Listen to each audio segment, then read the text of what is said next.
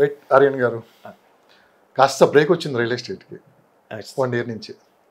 అవునండి. కాస్త తలకిందులైంది అన్నారులే కానీ రేట్లు అయితే ఎక్కడ పడిపోలేదు, ఎస్ స్టేబుల్గా ఉంది. అవును. ఏదో జరుగుతుంది మార్కెట్లో, అందరు వెయిట్ అండ్ సీ అని ధోరణిలో ఉన్నారు.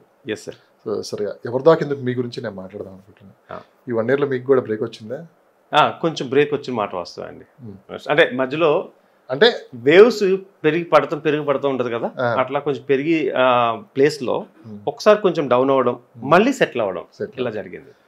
ఈ బ్రేక్ రావడానికి కారణం ఏంటి అని మీరు అనుకుంటున్నారు? అంటే పొలిటికల్ సినారియో ఏమైనా ఉందా, లేదు ఏమైనా చేంజెస్ కనపడుతున్నాయా అంటే ఏం చెప్తారు? ఒక క్లారిటీగా చెప్పండి ఉన్న విషయం గ్రౌండ్ లెవెల్. అంటే 2 సెక్టార్స్ బాగా చేంజెస్ ఏంటంటే, ఒకటి పొలిటికల్ పార్టీ చేంజ్ అవ్వడం అనేది కొంచెం కన్ఫ్యూజ్ అయ్యింది అక్కడ. సెకండ్ వచ్చేసి హైడ్రా ఎఫెక్ట్ ఒకటి దాని మీద పడింది. అంటే మర్చిపోయారు. సో అంటే కాకపోతే సేల్స్ మీద పడింది. కొన్నాళ్ళు ఏంటంటే ఇన్వెస్ట్మెంట్ చేయడానికి భయపడ్డారు. సో అన్నిటికంటే మెయిన్ ఏం చెప్పాలంటే, ఎప్పుడైనా సరే ఏదైనా ఒకటి బాగా పెరిగిందంటే తగ్గడం గ్యారంటీ అండి. రియల్ ఎస్టేట్ కూడా హైదరాబాద్లో విపరీతంగా పెరిగింది. ఇప్పుడు మిడిల్ క్లాస్ పర్సన్ ఎవరైనా డబుల్ బెడ్రూమ్ తీసుకోగలిగే పరిస్థితి ఉందా? 1,50,00,000 తక్కువ లేదు. ఒకప్పుడు మీరు చూసిన ఈ హైదరాబాద్లోనే డబుల్ బెడ్రూమ్ ప్లాట్ 30 లక్షలు, ట్రిపుల్ బెడ్రూమ్ 40 లక్షలు, ఇంకొంచెం ఎక్కువ ఎలా ఉండేది. తర్వాత నెమ్మదిగా 40 లక్షలు 50 లక్షలు అవ్వడం, ఇట్లా పెరుగుతూ వచ్చింది. అంటే ఒకానొక టైంలో ఏమవుద్దంటే సప్లైకి డిమాండ్కి సంబంధం లేకుండా రేటు పెరిగిపోతూ వచ్చేసింది. దానివల్ల ఏమైందంటే హైదరాబాద్ మార్కెట్ని 100 కోట్ల ఎకరానికి తీసుకెళ్ళిపోయాం మనం. అంటే 100 కోట్ల ఎకరానికి తీసుకెళ్ళిపోయి మనం ప్రెస్టీజియస్గా ఏం చెప్పుకున్నాం అంటే Hyderabad is the best for investments అని చెప్పుకొని ఇదనే చెప్పుకున్నాం. బట్ కామన్గా బ్యాక్ సైడ్లో చూస్తే middle class and above middle class people పరిస్థితి దారుణంగా తయారైంది. ఒక సొంత ఇంటి కళ అనేది ఉంది కదా, ఆ సొంత ఇంటి కళను నెరవేర్చుకోవాలంటే బాగా పడింది. సో దాన్ని ఏమంటే ఇప్పుడు జరిగింది మంచిగా చెడ్డ అంటే దీని గురించి నేను మాట్లాడితే కొంతమంది డిబేట్ చేసి నన్ను ఏమన్నా అనుకోవచ్చు. బట్ నేనేమంటున్నానంటే మంచిగా జరిగింది. ఏది జరిగినా మన మంచిగా అంటారు కదా. ఇది కనుక జరగకపోతే ఈ ర్యాపిడ్ గ్రోత్ అలా పెరిగిపోయి కామన్ మ్యాన్ అనేవాడు ఇల్లు డబుల్ బెడ్రూమ్ కాదు కదా, సింగిల్ బెడ్రూమ్ కూడా కొనుక్కోలేని పరిస్థితి ఏర్పడుతుంది. ఇప్పుడు ఇది జరగడం వల్ల ఏమైందంటే కొంచెం మీరు ఇందాక అడిగారు కదా, స్టాగ్నెంట్ అయింది, అట్లా ఆగింది. దీనివల్ల ఏమైందంటే ఇప్పుడు వరకు ఎంత పడితే అంత వాళ్ళ ఇష్టం వచ్చినట్టు పెంచుకునే పర్సన్స్ అందరూ కూడా కొంచెం ఆలోచించి కస్టమర్స్ని ఆలోచించుకుని వాళ్ళకి మంచి మంచి ఆపర్చునిటీస్ ఇస్తున్నారు. ఇప్పుడు 20/80 అని 60/40 అని ఈ రేషియోస్లో కట్టుకోండి, మీరు నెమ్మదిగా కట్టుకోండి, లేదా మీ ఇంట్రెస్ట్ ఉంటే మేమే కట్టుకుంటాము, ఇట్లాంటి రేషియోస్లో బిల్డర్స్ కానీ వీళ్ళందరూ కానీ రావడం జరిగింది. అంటే ఒక రకంగా చెప్పాలంటే ఇది మంచిగా జరిగింది. సెకండ్ థాట్లో జరిగింది ఏంటంటే కొన్ని క్రోర్స్ ఆఫ్ రూపీస్ ఆవర్ అయిపోయినాయి ఇక్కడ కూడా. అంటే లైక్ మ్యూచువల్ ఫండ్స్లో పోయినట్టు ఇక్కడ కూడా ఈ భయంతో ఏంటంటే జనాలు డబ్బులు బయటకు తీయకపోవడము, ఓకే హైదరాబాద్లో ఇన్వెస్ట్మెంట్ చేయడానికి కొంచెం భయపడటము, అంటే ఓవర్ భయం పడిపోయారు జనాలంతా. సో దానివల్ల ఏంటంటే కొంచెం ఆగింది. బట్ రియల్ ఎస్టేట్ అనేది అలా కొంచెం తగ్గినట్టు ఉంటుంది కానీ ఎప్పటికీ జీవితంలో తగ్గదు. బికాజ్ ఏంటంటే 1% ల్యాండ్ ఉంది, 3% వాటర్ ఉంది, జనాలు పెరుగుతున్నాము. దీన్ని ముందుకు తీసుకెళ్ళాలి అంటే నెమ్మదిగా పెరిగేదే కానీ తగ్గేది కాదు. బట్ ఎవరైనా ఇన్వెస్ట్మెంట్ చేసుకోవాలంటే this is the right time, మంచి టైం. రైట్, ఇదే ఇన్వెస్ట్ చేయడానికి కరెక్ట్ టైం అన్నారు. ఎస్, కాస్త 2 months నుంచి కూడా మార్కెట్లో కాస్త కదలిక కనపడుతుంది. అవునండి, విజిట్ చేస్తున్నారు. నేను ఈ మధ్య ఏదో శ్రీశైలం వెళ్ళినప్పుడైతే లైన్ జాతరలా ఉంది. చాలా రోజుల తర్వాత చూసేయాలి. సో ఈ టైంలోనే మిడిల్ క్లాస్ పీపుల్ ఇన్వెస్ట్ చేయడానికి ముందుకు వస్తున్నారు. అసలు ఈ మిడిల్ క్లాస్ పీపుల్ మార్కెట్ ఎంత ఉంది హైదరాబాద్లో?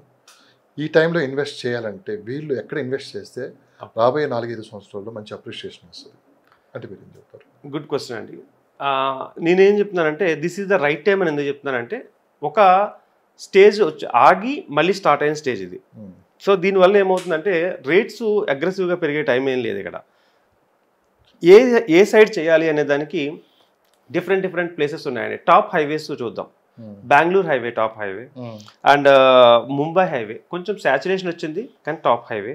నెక్స్ట్ వచ్చేసి విజయవాడ హైవే ఇప్పుడిప్పుడే బూమింగ్లో వస్తుంది బికాజ్ ఆఫ్ అక్కడ చేంజ్ అయిన పొలిటికల్ దాన్ని బట్టి విజయవాడ హైవే బాగుంటుంది. ఈ మూడింటిని పక్క క్రాస్ చేసి కొత్తగా శ్రీశైలం హైవే టాప్లోకి వచ్చింది. ఎందుకు టాప్లోకి వచ్చింది అంటే దాంట్లో ఒక 4th సిటీ అనే కాన్సెప్ట్ రావడం, 4th సిటీ అనేది కాన్సెప్ట్ని బాగా ఎలివేట్ చేయడము. సో దీంట్లో జనాలందరూ ఏంటంటే ఎప్పుడైనా ఒక బ్రాండింగ్ ఎక్కువ ఏది జరిగితే అక్కడికి వెళ్ళిపోతూ ఉంటారు. అదే సార్, అదే ఇక్కడ జరిగిన పొరపాటో గ్రహపాటో లైటింగ్ ఒకటో మంచో చెడో. ఒకప్పుడు ఫార్మా సిటీ అని చెప్పి పెద్ద ఎత్తున 19,000 ఎకరాలు గవర్నమెంట్ తీసుకుంది, పెద్ద సిటీ నిర్మించబోతుంది, ఫార్మా సిటీ, లక్షల్లో జాబ్లు అని చెప్పి ఓ ప్లాన్డ్ అంతా జరిగిపోతుంది ప్రాసెస్. చాలా నాకు తెలిసి సిటీ అంతా అటే మళ్ళింది ఇన్వెస్ట్ చేయడానికి, కొనేశారు అక్కడంతా, బాగా కొన్నారు. అప్పుడు తర్వాత ఒకసారిగా ప్రభుత్వం మారటం, ప్రకటన చేయటం, ఒకసారిగా గందరగోళ వాతావరణ పరిస్థితులు. అవునండి, పరిస్థితి ఏంటో తెలియట్లేదు వాళ్ళకి. ఒకప్పుడు అమరావతి అనౌన్స్ చేసినప్పుడు, తర్వాత గవర్నమెంట్ మారినప్పుడు పరిస్థితి ఏ విధంగా ఉందో ఇప్పుడు కూడా ఫార్మా సిటీ రద్దు చేసినప్పుడు కూడా అలానే ఉంది. కాస్త ఇవన్నీ మళ్ళీ కోలుకొని ముందుకెళ్తున్నారు. అయితే ఇక్కడ పాయింట్ ఏంటంటే, ఎవరైతే కొనుక్కున్నారో ఎక్కడ రూపాయి కూడా పడిపోలేదు. ఒక రూపాయికి డబ్బులన్నా 100%, 2 times or 3 times పెరిగిన వాళ్ళు, 4 times పెరిగిన వాళ్ళు ఉన్నారు. అదే ఆశతోటి ఇప్పుడు అంత పెద్ద ఫార్మా 4th సిటీ నిర్మించబోతున్నారు. అక్కడ కొనుక్కుంటే మళ్ళీ ఫ్యూచర్ బాగుంటుందని చెప్పి మళ్ళీ కాస్త ఆలోచన మారి అందరూ అటు వైపు చూడటానికి ఇష్టపడుతున్నారు. కరెక్ట్ మీరు అన్నది. కాకపోతే నేనేమంటున్నానంటే, ఇక్కడ అంటే కాయిన్కి 2 సైడ్లు చూడాలి. ఒకటి ఏంటంటే positive side or negative side ఏదైనా సరే.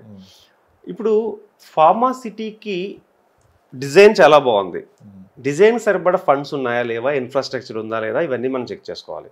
ఒకప్పుడు ఫార్మా సిటీ మీరు చూసే ఉన్నారు కదా, ఫార్మా సిటీ చాలా బాగా వదరగొట్టారు, తర్వాత ఏమో అది ఫ్లాప్ అయింది. శ్రీశైలం హైవేలో ఇప్పుడు మన 4th సిటీ ఏదైతే ఉందో దాన్ని కంప్లీట్ చేయాలంటే ఫండ్స్ కావాలి, ఫండ్స్తో పాటు అంత ఇన్ఫ్రాస్ట్రక్చర్ కావాలి. సో నిజంగా అనుకున్నది జరిగితే హ్యాపీ, అందరు కూడా మంచి సెటిల్ అవుతారు. బట్ ఒకటి, ఈ ఫండ్స్ ఇన్ఫ్రాస్ట్రక్చర్లో ఏదైనా లోపం జరిగి అనుకున్నది జరగకపోతే డెడ్ అవ్వదు, కానీ ఇన్వెస్ట్మెంట్ రేషియోస్ తగ్గిపోతాయి. అయితే నేనేమంటున్నానంటే, ఎప్పుడు డిస్టర్బెన్స్ లేని కొన్ని హైవేస్ ఉన్నాయి. బెంగళూరు హైవే మీకు ఎంత పెద్ద ప్రాబ్లం వచ్చినా, ఎంత ఇష్యూ వచ్చినా దాంట్లో రేట్లు అలా సటల్గా ఉంటాయి, దాని మార్కెట్ దానికి ఉంటుంది. ముంబై హైవే సేమ్, మీకు ఎన్ని జరగనివ్వండి, but Mumbai highway market Mumbai highway కాదు. విజయవాడ హైవేని ఇప్పటివరకు ఎవరు పట్టించుకోలేదు, దాన్ని ఇప్పుడిప్పుడే దానికి గ్రోత్ వస్తుంది, ఆ హైవే కూడా బాగానే ఉంటుంది. శ్రీశైలం హైవేకి నేను పూర్తిగా మీరు ఎందరూ వెళ్ళి ఇన్వెస్ట్ చేయండి అని నేను ఎందుకు చెప్పలేకపోతున్నానంటే, దానికి సంబంధించిన ఇన్ఫ్రాస్ట్రక్చర్కి క్రోర్స్ ఆఫ్ రూపీస్ కావాలి, దానికి సంబంధించిన డెవలప్మెంట్ చేయడానికి, ల్యాండ్స్ పూలింగ్ చేయడానికి కూడా చాలా ల్యాండ్ కావాలి. దీన్ని స్వచ్ఛందంగా వచ్చి రైతులు ఇస్తారా లేదా, ఓకే రైతులకు 60-40 ఏదో అంటున్నారు, అదంతా నిజంగా జరుగుతుందా లేదా, అది జరగాలి అంటే చాలా పెద్ద, అంటే ఇప్పుడున్న గవర్నమెంట్ కూడా ఇంకా మళ్ళీ కంటిన్యూగా ఉండి ఇవన్నీ చేస్తే అది సక్సెస్ఫుల్గా అవుతుంది. అంటే ఇప్పుడు దాన్ని వేరే వాళ్ళు నెక్స్ట్ గవర్నమెంట్ కూడా 100% దీన్నే ఇనిషియేషన్ తీసుకుని చేయగలిగితే 100% వండర్ఫుల్ అండి. బట్ ఏదైనా మార్పులు వస్తే మాత్రం మళ్ళీ అమరావతి అవుతుంది అది. ఓకే, అంటే ఇప్పుడు ఒకప్పుడు ఎలాగైతే పెరిగి మళ్ళీ తగ్గి ఇప్పుడు ఇబ్బంది పడుతున్నా అలా అవుతుంది. సో నేనేమంటున్నానంటే, ఇన్వెస్ట్మెంట్ పెట్టేటప్పుడు ఎక్కడ బ్రాండింగ్ ఉంటే అక్కడికి వెళ్ళడం కాదు. అంటే అందరూ బ్రాండింగ్ అటు సైడ్ చేస్తున్నారు కాబట్టి అటు సైడ్ వెళ్ళి పెట్టడం కాదు. Think smart, think intelligence. అంటే అందరూ వెళ్ళిన చోట రూపాయి ఎక్కువ ఉంటుంది. ఇలాంటప్పుడు కొంచెం ఎక్కువగా వెళ్ళని వాళ్ళు ఎక్కడ ప్లేస్లలో బెస్ట్ ప్లేస్ ఏదో సెలెక్ట్ చేసి పెడితే దాన్ని క్లవర్ అండ్ ఇంటెలిజెన్స్ ఇన్వెస్ట్మెంట్ అంటాం.